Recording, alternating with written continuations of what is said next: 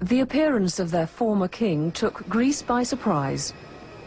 Yet 2 days before, the king had met the Greek Prime Minister at the King of Belgium's funeral. So had the government some warning? There were certainly people to meet him, including 2 members of the ruling Conservative Party. Already the opposition was accusing the government of trying to bring back the monarchy. A political storm was stirring. But this was August. Everybody, including the politicians, was on the beach.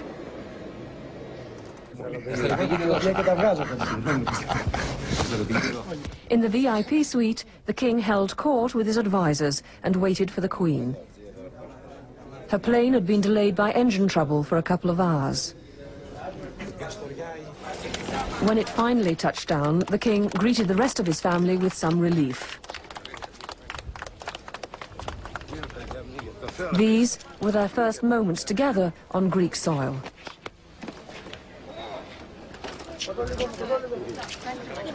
By now, the Greek press pack had multiplied. The opposition were furious.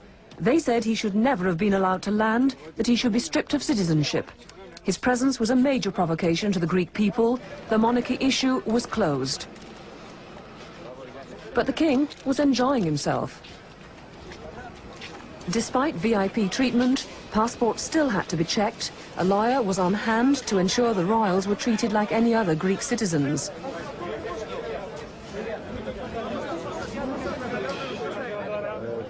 From there to a nearby marina, where a luxury motor launch was waiting along with the photo-hungry media. The family had been on Greek soil for only a matter of hours before heading out to sea. The captain and crew had no prior knowledge they'd be looking after royalty. They had no idea of the odyssey which lay ahead.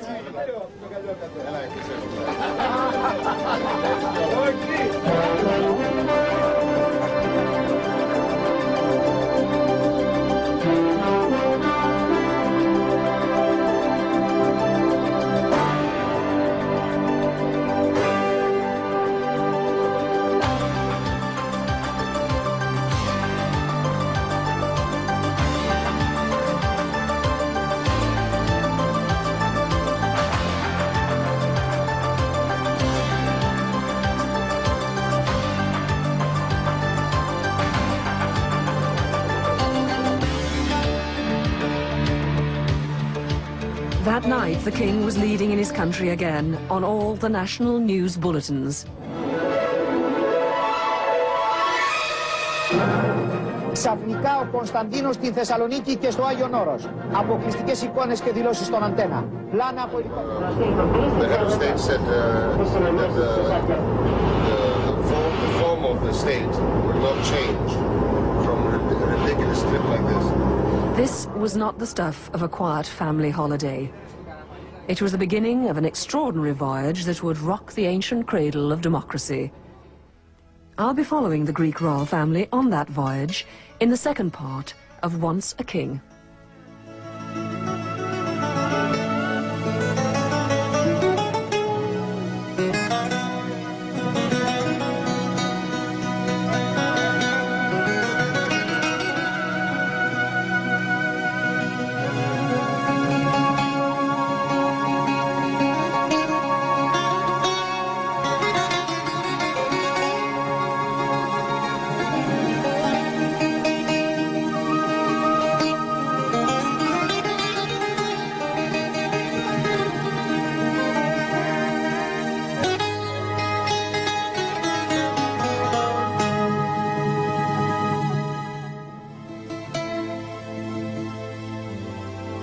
This is the story of a man who wants to go home.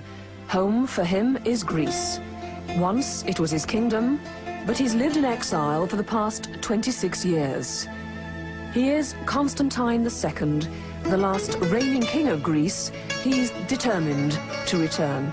I'm absolutely convinced that I'm going back to Greece. But the condition for that would have to be that my country is completely free and the people have decided that they want their king back. It's time for us to go back to Greece as private citizens, as a family, to see our country, see the sights that they've never seen, have a summer holiday, learn of their Greek heritage. and just have the feeling that one can go back to one's homeland again.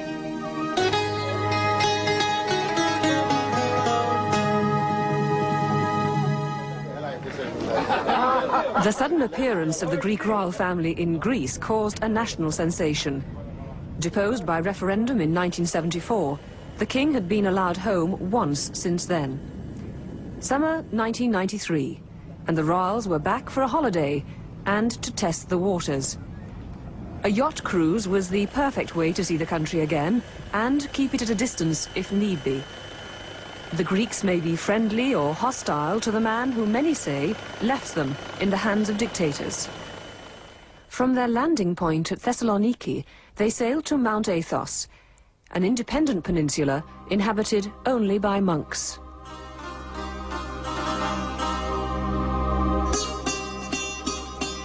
The Holy Mountain is a haven for Eastern Orthodox churches.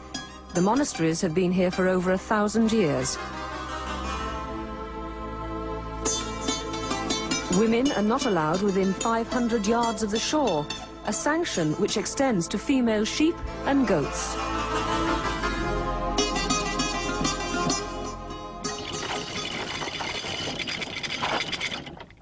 Pretending to be a man. The women kept their distance, while the king and his two older sons, Crown Prince Pavlos and Prince Nikolaos, made their pilgrimage. Their next step was onto safe, holy ground. It had been a long time since these monks had seen their king, for here he is still king. His portrait hangs in all the monasteries. Church and crown have kept close ties since the days of the Byzantine emperors.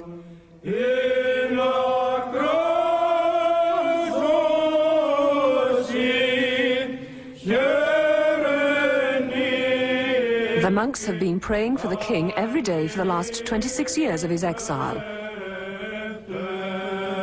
These are rare pictures. Cameras are not usually allowed inside the monasteries. They hold some of the most valuable Byzantine treasures. None of it seen by women. But some of the monks made sure Queen Anne-Marie didn't miss out. They came on board to bless the rest of the family and to show them their holiest relics.